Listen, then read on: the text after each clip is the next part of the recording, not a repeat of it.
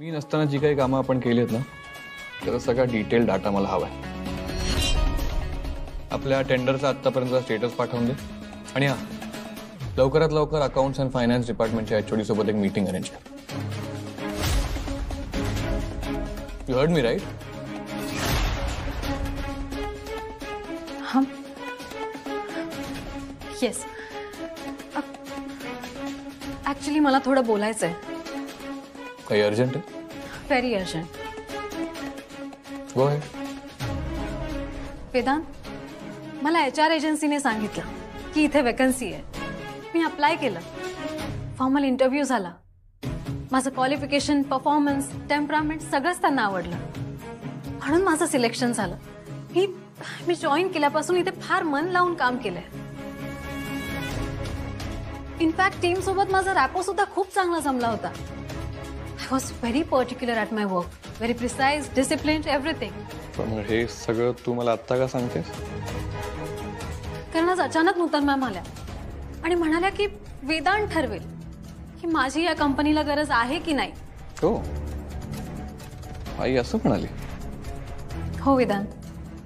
I am sorry if I am crossing my limits, पण हा माझ्यावर अन्याय नाहीये का? मी फार मनापासून काम केलं इथे आणि फक्त पैशांसाठी नाही तर इथलं कल्चर, इथली प्रोसेस सगळं समजून घेण्यासाठी खूप एफर्ट्स घेतलेत. I know. साहित्य you're actually good. Seriously? I mean, you really think so? Seriously? म्हणजे आता मी परत आलो याचा अर्थ असा होत नाही की तुला जावं लागेल. तू थांब. हेच ग अमूल्य आणि वेदांतबद्दल. मी काय ठरवणार? त्यांना जे काही ठरवायचं होतं ते ठरवून मोकळे झालेत. थोडक्यात तुझा राग अजूनही गेलेला नाही, हो ना? राग गेला असं म्हणता आलं असतं ना तर खरंच खूप बरं झालं असतं. पण मला खोटं नाही बोलता येत. एकदा प्रयत्न केला पण तो नाही झेपला. मग आता काय करायचं ठरवलंयस? हे बघ, त्या दिवशी जे काही घडलं हे तुझ्यासाठी जसं सरप्राईज होतं तसं माझ्यासाठी पण होतं. हे घर माझंय तेव्हा मी ठरवीन काय करायचं ते. आणि आद्या, तुला जर इतका त्रास होतोय ना, जा तुझ्या सासरी जाऊन राहा. मग तू, मी माझा हात पुरुषोत्तमच्या हातात देणार आहे.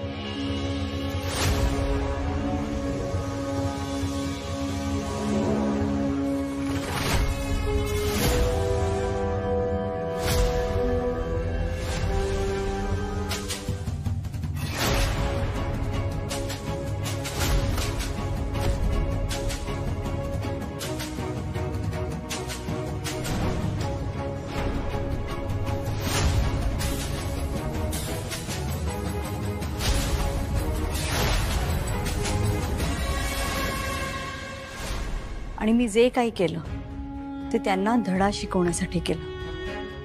हे बघ, तू म्हणतेस तसं मला मान्य आहे. अमूल्य चांगली मुलगी आहे आणि मुख्य म्हणजे दोघांचं एकमेकांवर प्रेम आहे. त्यामुळे मी अमूल्याला माझी सून म्हणून स्वीकारायला तयार आहे. खरंच? हो हो, पण एक गोष्ट. काय? जी तू त्यांना सांगायचीस. यापुढे जर ते माझ्याशी खोटं बोलले तर मी त्यांना माफ करणार नाही. आता साखरपुड्याची तयारीला लागूया. ठीक, मग तू तुझ्या वाटेने जा आणि मी माझ्या वाटेने जाईन. आणि मला हे सत्य तुझ्याकडून जाणून घेण्याची गरज वाटत नाही. छान. म्हणजे तूही इतरांसारखाच निघाला, पळपुटा, भेकड. वेदांत, मला वाटलं होतं की तुला सत्याची चाड आहे, पण नाही. परकी असत्याने वागले तर त्यांचे वाभाडे काढायचे आणि आपले असत्याने वागले तर ते ऐकून सुद्धा घ्यायचं नाही. त्याला ढोंगीपणा म्हणतात. You are a bloody hypocrite, mister Vedant Wankhede. पण एक गोष्ट लक्षात ठेव, आपण एखाद्या गोष्टीपासून पळायचा प्रयत्न केला ना तर ती गोष्ट जास्त वेगाने आपल्या समोर येऊन आदळते आणि एक ना एक दिवस या सत्याला तुला सामोरं जावंच लागेल. माझी इच्छा असेल तेव्हा मी जाईन. आणि हे जे सत्य आहे ना ते मी एका योग्य व्यक्तीकडून ऐकून घेईन. पण I think I made my point pretty clear. Goodbye and have a good day.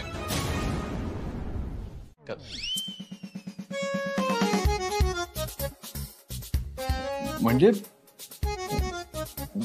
बोलता बोलता बोल. इथे असं उभ्या उभ्या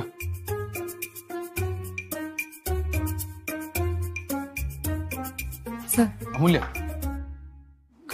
लिफ्टने हा, हे बघ मान्य आहे तू चिडलीस माझ्यावर, पण म्हणून अशी जीवावर बेतणारी शिक्षा का देतेस?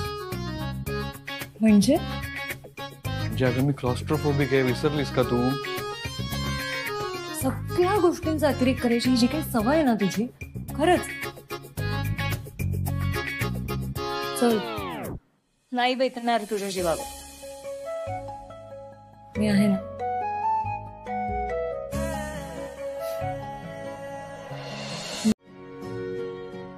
आता बघ ना वेदा, त्यांनी आपल्याला जन्म दिला, लहानाचं मोठं केलं, त्यात ते कुठेच कमी नाही पडले ना. मग बाहेरचं जग त्यांच्याबद्दल काय म्हणतं ह्याने आपल्याला का फरक पडा? मलाही हेच म्हणायचं होतं, पण तुझ्या इतकं असं छान शब्दात मला समजवता येत नव्हतं. आता सगळ्यांना सगळंच जमतं असं नाहीये ना. मग फायनली काय ठरलं? मी बी ती आता तिच्याकडे जे पुरावे आहेत ते घेऊन जाऊन पुरूला भेटेल. ठीक आहे, ज्याला त्याला आपल्या मनाप्रमाणे वागण्याचा अधिकार आहे आणि आपण तो मान्य केला पाहिजे.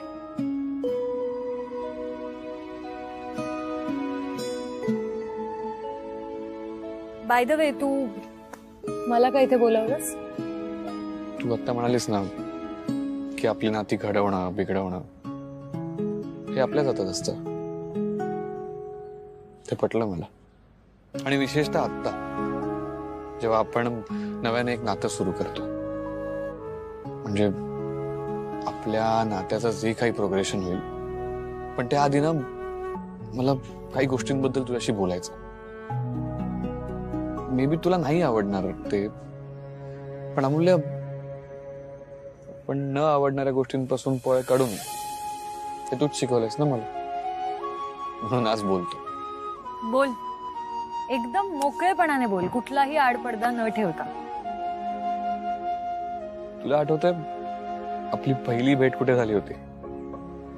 अरे देवा, ती कशी विसरू शकते मी?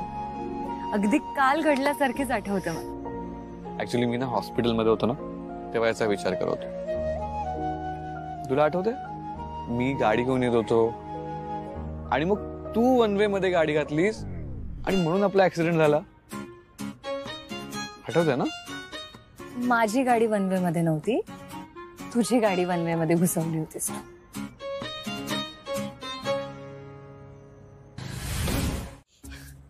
अमूल्य, मला एक विचारायचं होतं. ते तू मगाशी का चिडली होतीस?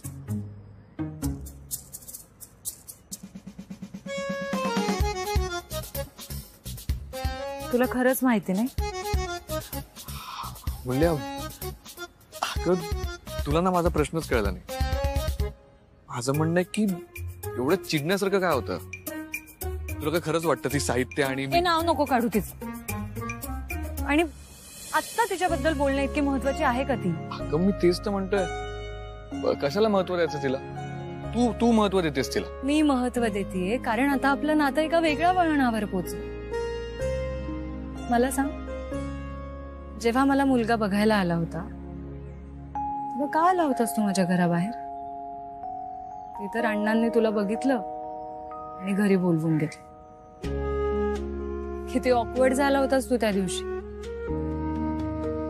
मला सांग, तेव्हा तुला माझ्याबद्दल काहीच वाटत नव्हतं? अमूल्य, जर हे सगळं तुला माहित होतं मग तुला कळत नव्हतं का तू मला तेव्हापासून आवडतेस? अरे पण तुला एकट्याला आवडून काय उपयोग ना. मला पण तर तू आवडायला हवास ना. मी नाही बोलले कारण मी तुझ्या फिलिंग्सची रिस्पेक्ट करत होते. तुझे प्रयत्न कळत होते मला.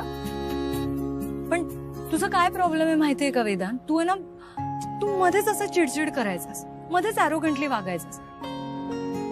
त्यामुळे मग डोक्यात जायचास माझ्या. कसा होतास तू? मग आता का आवडलो मी तुला? वेदांत, तुझं बालपण कसं गेलं मला नाही माहित. आणि मी समजू शकते ही गोष्ट की खूप लहानपणी तुझ्यावर खूप जबाबदाऱ्या आल्या आणि त्या सगळ्यामुळे तुझ्या आतला खरा वेदांत कुठेतरी तुझ्या आतच दडून राहिला. पण मग आता तुझ्या समोर जो काही प्रसंग आला, जी काही परिस्थिती आली, त्याच्यामध्ये तू ॲरोगंटली न वागता एका शहाण्या माणसासारखं त्याला सामोरं गेलास. चिडचिड करून जे काही तू सगळं बिघडवलं असतंस ना, त्याला तू शांतपणे सॉल्व्ह करण्याचा प्रयत्न केलास आणि त्यात सगळ्यांना परत मिळवलंस तू. नकळत ह्या सगळ्यामध्ये मी तुझ्या बरोबर होते आणि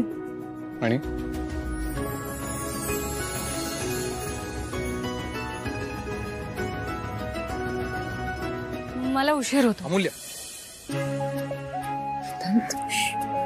सुमन, अहो म्हणजे त्यांच्याकडे तिकडे नोकर मंडळी आहेत. त्यांच्या हातचा स्वयंपाक हिला आवडेल नाही आवडेल म्हणून म्हणाले मी. आई, नूतन काकू पण चांगले स्वयंपाक करतात. हो, अरे माझ्यापेक्षा?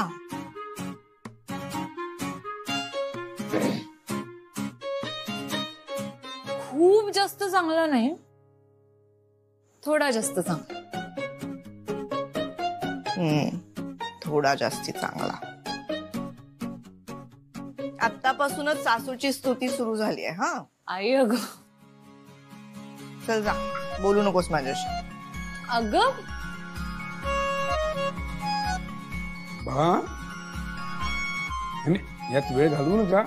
म्हणजे रोषणात वेळ घालवलात तर आता लवकरच भोरकन उडून जाईल. कधी बघता बघता कळणार नाही.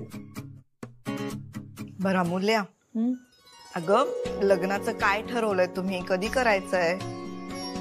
माहित नाही. म्हणजे लग्न करताय ना? पण हो, काय मुलांचं काय भरोसा. ना करणार होता मी, पण कधी ते ठरवलं नाही. अगं मग ठरवा. एकदा बोल ना वेदांशी किंवा नूतन ताईंशी बोलून घ्या.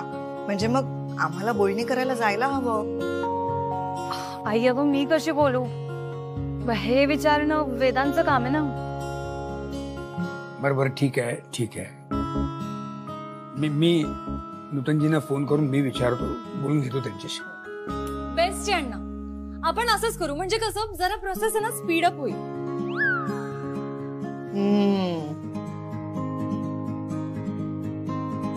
किती घाई झाली बघितलं ना.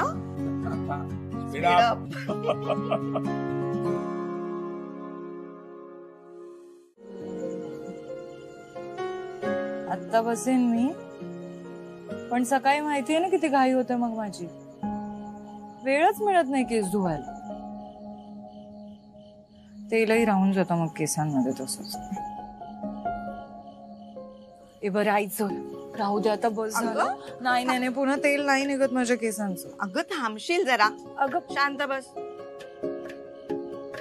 लग्नानंतर कोण येणार आहे का तिकडे तेल लावून द्यायला? आई असं नको बोलू सा, मी येत राहील. बघूया किती वेळा येत राहतेस ते. काय ग, नंतर तुझं कॉलेज अभ्यास वगैरे सगळं करू देणार आहेत ना? करू देणार आहेत म्हणजे? मी करणार आहे. आणि आई, मी आहे ना तशी अटच घालून ठेवणार आहे, आत्ताच सांग. सगळं नीट सांभाळशील ना राजा? म्हणजे कॉलेज, अभ्यास, तुझी नोकरी आणि संसार. हा, सांभाळेन. त्यात काय एवढं. आता हे सगळं सोपं वाटतंय तुला बाळा, पण लग्न झालं ना की आपलं पूर्ण आयुष्यच बदलून जातं. घर बदलतं, माणसं बदलतात, त्या माणसांच्या अपेक्षाही बदलतात, आपल्याही अपेक्षा बदलतातच. आणि मग खूप विचार, बोलताना विचार, न बोलताना विचार, मोठ्यानं हसताना विचार, चार चौघांच्यात बसताना विचार, एक ना अनेक विचार.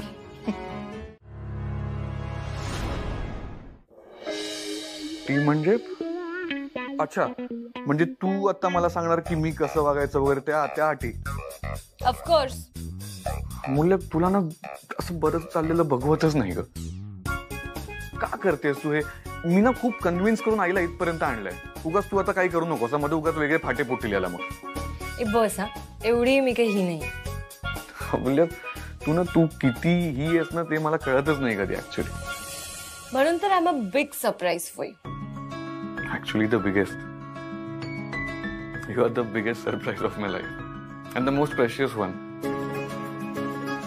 तुला खरं सांगू, तुझ्यासोबत ना म्हणजे प्रत्येक दिवस एक असं नवीन चॅलेंज असणार आहे माझ्यासाठी. हा, पण हे तू भीतीपोटी बोलतोयस की उत्सुकतेपोटी? ऑफकोर्स भीतीपोटी.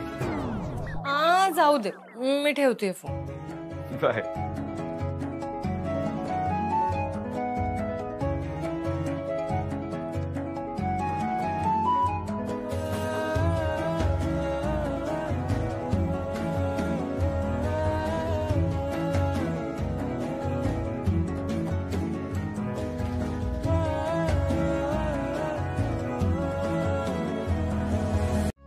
आणि खरं सांगू का, मला एका गोष्टीचा अतिशय आनंद होतोय की तुमच्यातला आणि वेदांतरावांमधला दुरावा मिटला.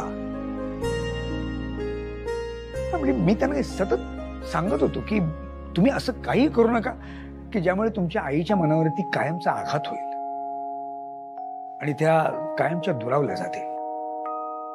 अण्णा, असं कसं होईल? आईची माया सर्वव्यापी असते असं म्हणतात ना. आई सगळ्या चुका पोटात घेते. नूतननी मुलांच्या चुका पोटात घेतल्या आणि मुलांनी नूतनच्या चुका पोटात घेतल्या. आणि खरं सांगू का, प्रेमाची आणि मायेची नाती अशी तुटत नसतात, हो, दुरावत नसतात. हो हो, खरंय खरंय, अगदी खरंय. नाही पण मला असं वाटतं की म्हणून नात्यानं कधी गृहीत धरू नये.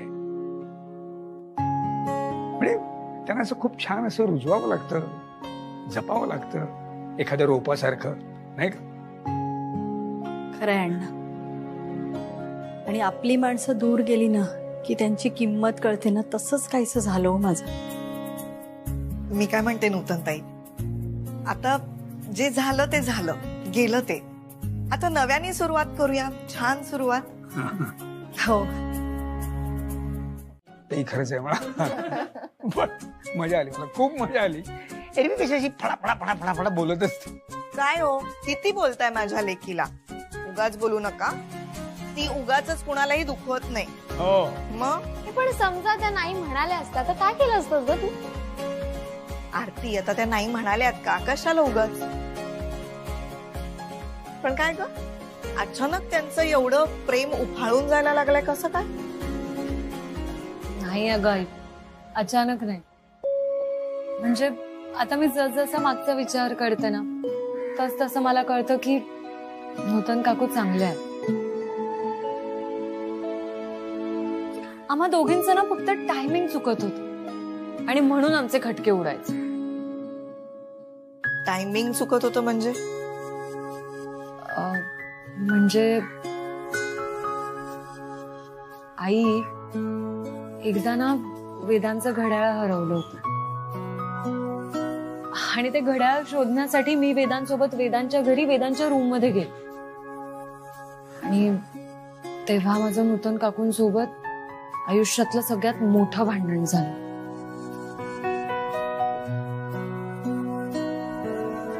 बरोबर ओळखलं तू. अगदी बरोबर बोल. हेच करायला येतो आम्ही ऑफिस मध्ये, बेडरूम मध्ये आणि आणखी भरपूर ठिकाणी. मी सांगे ना तुम्हाला. पण मला तुमची कमाल वाटते. अशाच वेळेला बरोबर कशा काय येता हो तुम्ही. पण ठीक आहे, आता ना तुम्ही आता या गोष्टीची सवय करून घ्या, कारण तुमचा मुलगा माझ्या नादाला लागलाय. हो ना सासूबाई. तुम्हाला काय वाटलं की मागे तुम्ही ताईला वाटेल ते बोललात, तिने ऐकून घेतलं, तसं मी सुद्धा ऐकून घे. सासूबाई तुम्हाला काय मी गरीब गाय वाटले का. सासूबाई मी गरीब गाय नाहीये, मी मारकुटी गाय, चिंगच मारते. सांभाळून ना जरा. मला वाटलंच होतं तू अशीच असणार. हो सासूबाई असून तुम्ही मला पूर्णपणे ओळखलंच कुठे. तुम्हाला वाटतंय ना त्याच्यापेक्षा 10 पटे मी. आता हेच बघा ना, ज्या वेदांत वानखेडेला आयुष्यात लग्नच करायचं नव्हतं त्याला माझ्या नादाला लावलं. याने तुम्ही लक्षात घ्यायला पाहिजे की अमूल्या चीज क्या आहे. बापरे, एवढं सगळं बोललीस तू त्यांना. एवढं बोलायला नको होतं. म्हणजे वयाचा काही मान आहे की नाही अमूल्या. हो ना, ती काही जाणून बुजून बोलली नाही. आणि आपली जर चूक नसेल तर फार ऐकून घ्यायचं नाही कोणाचं. हे आपणच शिकवलं ना तिला. मग हो, पण विरोध करताना टोकाचं बोलायचं नाही, विरोध शांतपणे दर्शवायचा, हे सुद्धा आपणच शिकवलंय ना. मला नसतं जमलं बाबा त्यांच्या समोर एवढं सगळं बोलायला. हे बघितलं, हे दुसरं टोक. तुम्हाला सांगू का मुलींनो, बाईला आयुष्यात सगळ्यात जास्त काय जमायला हवं. बॅलन्स. बॅलन्स साधता आला पाहिजे. म्हणजे कधी कधी फुलासारखं मऊ राहायचं, पण जर वेळ पडलीच तर वज्रासारखं कठोर होता आलं पाहिजे. हा बॅलन्स. म्हणजे फार सोसायचंही नाही, फार ताणायचंही नाही. तू आज एवढी घाबरली का होतीस. आई अगं, तेव्हा माझा या सगळ्यांशी एवढा संबंध नव्हता ना, आणि ती माझी माणसं नव्हती. तेव्हा मला काय वाटायचं माहितीये का, की समोरच्याला निरुत्तर करणं म्हणजे हुशार. पण आता मला कळलं की आपल्या माणसांना बोलतं करणं, आपल्याला जे हवंय ते ठामपणे मांडणं आणि तरीही सगळ्यांचं मन जपणं हे खरं स्किल. Very good. हे जे जमलंय ना, हे आयुष्यभर जमायला हवं. तरच माणसाला आपल्या आयुष्यातली नाती टिकवता येतात. आणि मला खात्री आहे तू ही नाती नक्की टिकवशील. ह्यामध्ये तुझ्या बाबांचा कुठेच हात नव्हता रे. या सगळ्याचा त्यांना खूप त्रास झाला आणि त्यांना हार्ट अटॅक आला. मी डॉक्टरला बोलवलं, खूप प्रयत्न केले मी, पण नाही वाचवू शकले तुमच्या बाबांना. सगळं खूप भयानक होतं वेदांत. मला माझ्या मुलाला कधी कळू द्यायचं नव्हतं की त्यांच्या बाबांचं अनैतिक संबंध आहेत म्हणून. आणि म्हणूनच मी कायम त्यांचा बर्थडे सेलिब्रेट करत आले. कायम त्यांची डेथ अॅनिव्हर्सरी सेलिब्रेट केली की फक्त तुमच्या मनामध्ये त्यांच्याबद्दल प्रेम राहावं म्हणून. कायम आदर केला रे मी त्यांचा. कायम त्यांच्याशी एकनिष्ठ राहिले, तेव्हाही होते आणि आता पण. त्यांनी कधीच प्रेम केलं नाही रे माझ्यावर. प्रेम तर सोड, कधी आदरही दिला नाही. राजकारणात गेल्यावर माणूस कसा बदलतो ना हे मी स्वतः माझ्या डोळ्यांनी बघितलंय. आणि म्हणूनच मला तुला राजकारणात पाठवायचं नव्हतं आणि म्हणून मीही कधी राजकारणात गेले नाही. पुरुषोत्तमशी काही संबंध नाहीये रे माझा. हा पण ते जेलमध्ये गेले म्हणून सिंपथी आहे मला त्यांच्यासाठी. आणि म्हणून मी त्यांना पैसे देते आणि आजही देईन. पण त्या व्यतिरिक्त माझा काही संबंध नाहीये त्या माणसाशी.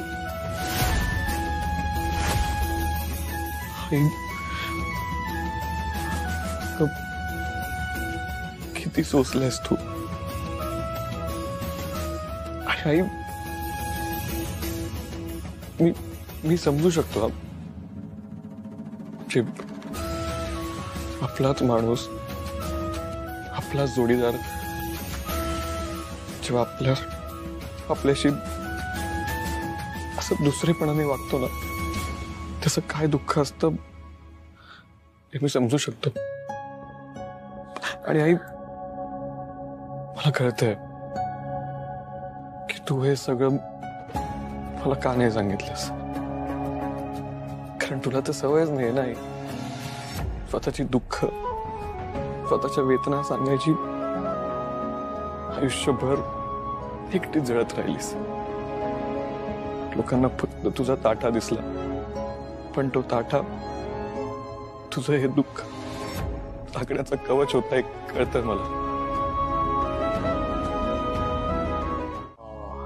काय बरं वाटतंय का? छान सेवा चालली आहे. बाई, काय तुम्ही एवढे निवांत बसलाय, काम आहेत एवढी. सुमन, होईल सगळं होईल, बसा. तुम्ही काय आज एकदम 15 वर्ष मागे गेलात वाटतं. आई, अगं आता मी तेच बोलत होतो. रोज रात्री कसा प्रोग्राम असायचा ना, अण्णांचे पाय चेपून द्यायचा. हळू हळू हळू आणि मग दोघी पेंगत पायावरच झोपून जायच्या माझ्या. अण्णा, पण मीच जास्त वेळ चेपायचे. मी लवकर गुडूप व्हायची. काही टायमर लावायचीस का ग तू? तू गप्पा बस. सगळ्यांना माहितीये कोण जास्त वेळ पाय चेपत होतो. तू सांग आई, काय बोलते? लहान मुलीसारख्या गप्पा बसा. अहो, पाय चेपताना या दोघी भांडल्या नाहीत तर आपल्याला करमेल का सांगा मला. अजिबात नाही. हे तुम्हाला आठवतंय, एकदा यांनी अमूल्याचे पाय चेपले होते म्हणून केवढी रडली होती आरती. दमली होती ना माझी छबडी. नाटकात बक्षीस मिळून आली होती ना म्हणून. ए आई, त्या नाटकाचे फोटोज असतील ना आपल्याकडे? हा चालेल. थांब मी घेऊन ए, नको नको, मला काय ते फोटो बघायचे नाही. का? आणि अगं हा सिनेमा थोडी की त्या दोघांचं लग्न झालं, ते दोघं आनंदात राहिले आणि समाप्त. असं नसतं. हे बघ, कसं आहे ना, आपल्याला जेव्हा एखादी व्यक्ती आवडायला लागते ना, तेव्हा आपण बदलतो, स्वतःला ऍडजस्ट करतो. कारण ती व्यक्ती आपल्याला जगात सगळ्यात जास्त महत्वाची असते. हे मला कळतंय ग, पण मग त्याच व्यक्तीसोबत राहण्यासाठी तडजोड करायची.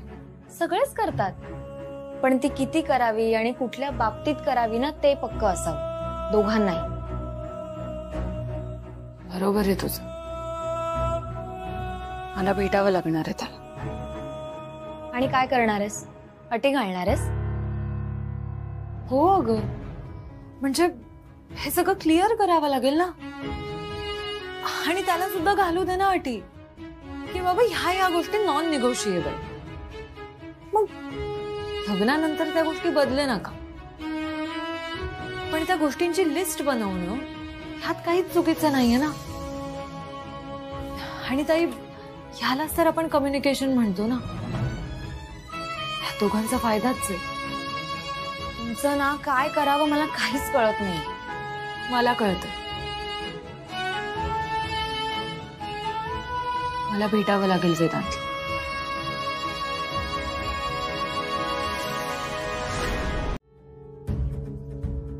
कर्तृत्ववान असलेली मुलगी हा मुलगाच असतो, मुलगी कर्तृत्ववान असू शकत नाही. आई अगं चुकून बोलून गेली असेल मावशी. नाही नाही, चुकून वगैरे नाही. जेव्हा आपण अशा गोष्टी बोलून जातो ना, तेव्हा सबकॉन्शियसली आपल्या मनात या गोष्टी असतात आणि आपला विश्वास असतो त्याच्यावर. आणि शहरातली शिकली सवरलेली माणसं सुद्धा आजच्या तारखेला असा विचार करतात. किती वाईट आहे. आता ही आपली शेजारची नेहा IAS झाली, पण तेव्हा तिची आई काय म्हणाली माहितीये, करिअरचं वगैरे सगळं ठीक आहे, घर सांभाळता यायला हवं ना. आणि आई बघ ना, हाच जर मुलगा असता तर लोक काय म्हणाले असते, मुलाने वडिलांचं नाव मोठं केलं. आणि इतकी वर्ष आपल्याकडे वेगवेगळी उदाहरणं आहेतच की. इंदिरा गांधींनी नाही नेहरूंचं नाव मोठं केलं, आपल्या लता दिदी त्यांनी नाही दीनानाथांचं नाव मोठं केलं. अजूनही समाजाला असं वाटतं की मुलांचंच कर्तृत्व मोठं. म्हणजे या सगळ्या गोष्टींकडे बघण्याचा दृष्टिकोन कधी बदलणार आहे. आणि बायकाच हा असा विचार करतात. आपल्याला सगळं माहिती असतं गाई, पण तरी सुद्धा आपण विसरतो. आणि शेवटी काय म्हणतो, नाव मात्र मुलगाच मोठं करतो. मला अजूनही आठवतं, माझा जेव्हा जन्म झाला होता तेव्हा शेजारी पाजारी ते तुला काय म्हणाले होते की अहो दुसऱ्यांदा तरी मुलगा व्हायला हवा होता, म्हणजे कसं तुमचं कुटुंब पूर्ण झालं असतं. पण तुम्हाला माहितीये, अण्णांना कायम मुलगीच हवी होती. दुसरी तिसरी चौथी मुलगीच हवी. त्यांचं म्हणणं असायचं, मुलाला असं काय काय घेणार, शर्ट पॅन्ट आणि काहीच नाही, पण मुलींना काय काय घेता येतं, फ्रॉक घेता येतो, वेगवेगळे कपडे घेता येतात, दागिने, कानातली, बांगड्या, शूज, चपला, बापरे. त्यांना खूप आवडायचं. तुम्हाला माहितीये, तेव्हा सुद्धा अण्णा दवाखान्यात खूप बिझी असायचे. एक दिवस ते काढायचे आणि त्या दिवशी तुम्हा दोघींना भरपूर काय काय घेऊन यायचे. पण काय फायदा झाला याचा, शेवटी अमूल्य तर टॉम बॉयच निघाली. आपण अशी मस्करी करतो, पण आपल्याही नकळत आहे ना, आपण मुलींना मुलांशी कम्पेअर करतो. कुठल्याही मुलीला आपण असं म्हटलं ना की you are as good as a boy, bag भरती, जनरलच. बरी आहेस ना तू? अगं अजून साखरपुडा व्हायचा आहे, तू लग्नाच्या तयारीला लागलीस? अगं हो, मग कधीतरी होईलच ना लग्न. आणि तेव्हा इतकी धावपळ असणार आहे की आवरावर होईल का नाही माहिती नाही. अमूल्य, तुला काय वाटतं, लग्नानंतर तू हे सगळे कपडे त्या घरात घालू शकणार आहेस का? त्या घरात काही ड्रेस कोड आहे का ब्रँड आहे कुठलं ठरले? मला सांग, मी इथे जे कपडे घालायचे ते लग्नानंतर तू बघितले मला कधी घालताना?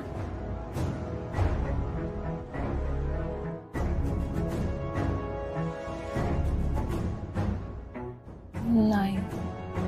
कारण मला सासूबाईंनी ते कपडे कधी घालूच दिले नाहीत. इथला एकही ड्रेस त्यांनी मला तिकडे आणू पण दिला नाही. तुला माहिती, तू जर हे कपडे सगळे तिकडे घेऊन गेलीस ना तर काय होईल? त्यांना अशा 1,00,000-2 लाखांची थप्पी ठेवतील तुझ्या समोर आणि म्हणतील जा शॉपिंग करून ये. तुला काय वाटतं, आपल्याला काही कपडे परवडणार नाहीयेत का? अगं पण त्याचा काय संबंध आहे ताई? आपले कपडे हा आपला कम्फर्ट असतो ना, आणि प्रत्येक कपड्याशी आपलं काहीतरी असोसिएशन असतं, काही आठवणी असतात. आणि मग ते कपडे पुन्हा घातल्यानंतर त्या आठवणी उजळतात. मग त्यात परवडण्याचा किंवा न परवडण्याचा काय संबंध येतो? हे सगळं ना तुझ्या सासूबाईला समजावणारच आहे मी. याला काय अर्थ आहे? आणि काय घालावं हा ज्याचा त्याचा पर्सनल चॉईस आहे ना, पर्सनल कॉल आहे. दुसऱ्या कोणी सांगू नये. मी कॉल करते. ही नाही, नको. वेडी आहेस का तू अमूल्य? उगाच काहीतरी नवीन भांडण उखरून काढशील. हाई अण्णांना त्रास होईल. मग काय करू मी आता? हे बघ ऐक, आपण काही कुठे लांब नाही जाणार आहोत ना.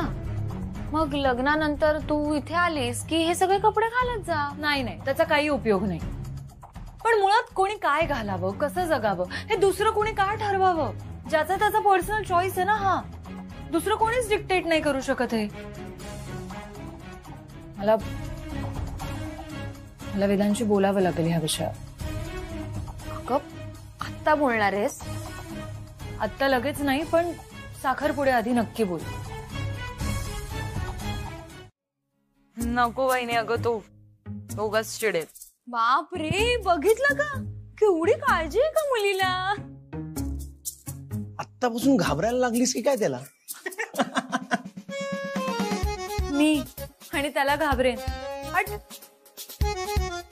म्हणजे प्रेमापोटी काळजीपोटी बोलते रे ती, हो की नाही? आणि त्याला तिकडे उचक्या लागतायत. चल अगं खरंच तो तिकडे तुझ्या आठवणीत झुरत बसलाय एकटाच. खरंच बघितलं का किती इनोसेंटली विचारलं हिनी. ए विक्रांत, तू जा बाबा आणि आता दादाला घेऊन ये. एकदा का दादाला बघितलं ना की मग हिला बरं वाटेल. जा जा. हे काय, हिने डोळे बंद केले हिला वेदांत दिसेलच ना. हो खरंय खरंय, करेक्ट आहे. पण आपण साखरपुड्यानंतर काय करायचं? जनरली साखरपुड्यानंतर लग्न करतात, पण आपण नाही, ते दादा आणि अमूल्य करतील. झालं तुझं? मी म्हणत होते की साखरपुड्यानंतर आपण काहीतरी छान प्लॅन करूया ना. हो चालेल, आपण मस्त जेवून झोपूया. सार्थक, अरे आपण किती थकलेलो असणार आहे त्या दिवशी. अरे हो रे, पण आपल्या सगळ्यांचा शीण जावा ना यासाठी माझ्याकडे एक मस्त सोल्युशन. ते अंताक्षरी दमशराज वगैरे मी नाही खेळणार. अरे ऐक ना मी काय म्हणतेय ते. बरं बोल. मी असं म्हणत होते की आपण ना आमच्या आईला छान गाणी म्हणायला सांगूया त्या दिवशी. काकू गातात? हो, खूप वर्षांपूर्वी गायची. मग घर बिझनेस या नादात गाणं मागे पडलं आणि बाबा गेल्यावर तर बंदच झालं. आता माझ्यात गाणं कोणाकडून आलंय? आईकडूनच आलंय की. हो, मग तुमचा दादा कसा असा बेसूर? ते आता तुझं तू बघ बाई, तुला सांभाळायचं. मग ठरलं आता नूतन काकूंना आपण गायला सांगूया. येस. तुला खरंच वाटतं का आई गाई? गाणं हा आईसाठी खूप सेंटी इश्यू आहे ग. म्हणजे तिला असं वाटतं की बाबा गेल्यापासून तिने तिचा सूर गमावला. नाही गाणार ती. मी काय म्हणते, आपण वेदांतला सांगूयात का काकूंना आग्रह करायला? वेदांतसाठी काकू काहीही करायला तयार होते. आणि मला काय वाटतं की त्याने ना फक्त त्यांना नीट समजावलं पाहिजे. आपण असंच करूयात वही, वेदांतला सांगूयात त्यांना कन्व्हिन्स करायला. हो अमूल्या, पण अगं आता आईला समजवताना जर दादाने पुन्हा काहीतरी माती खाल्ली तर उगाच सगळ्यांच्या मूडचा विचका होईल ग. उगाच नाही नाही असं काही नाही होणार. तो नीट समजवेल त्यांना. आणि तो बघ, काकूंना त्यांचा गमावलेला सूर नक्की सापडेल.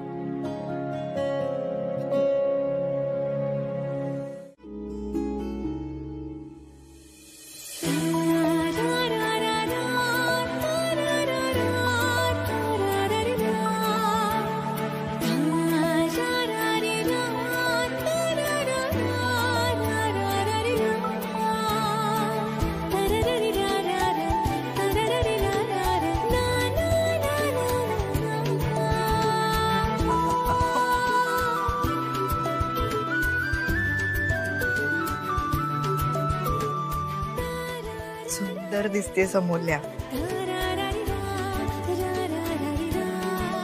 तू पण, दोघी छान दिसताय.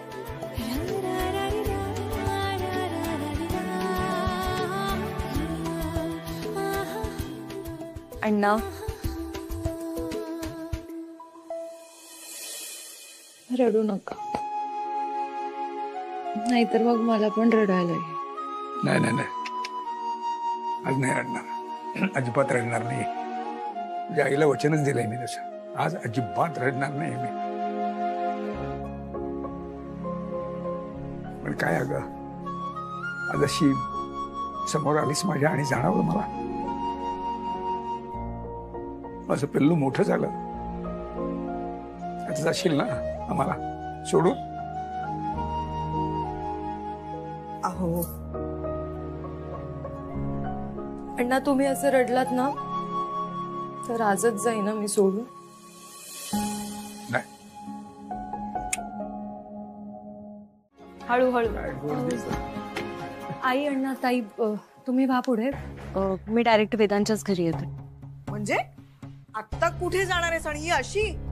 आई, अगं हो, मी फक्त 15 मिनिटात आले. तुम्ही सगळे असेच थांबा. मी अशी गेली आणि अशी आले. आता हा काय प्रकार आहे? ऍक्च्युली मला वेदांचा कॉल आला होता. त्याला माझ्याशी काहीतरी महत्वाचं बोलायचं.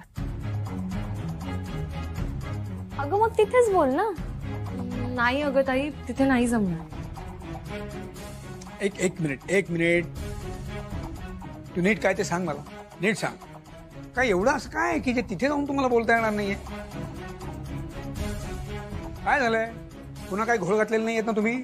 नाही अण्णा, असं काही नाहीये. मग ते ऍक्च्युली मला पण वेदांशी बोलायचं होतं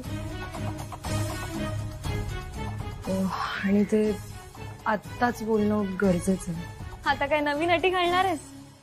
हवं तर तसं समज. बरं चला, मी जाते. मी वेळेत येईन. डोंट वरी. सांभाळ ड्रेस. हो.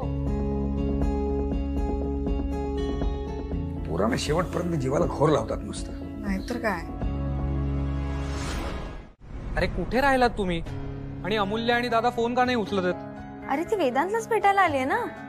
म्हणजे दादा तिकडे नाही आलाय? नाही, बाहेर भेटणार असतील ते बहुतेक.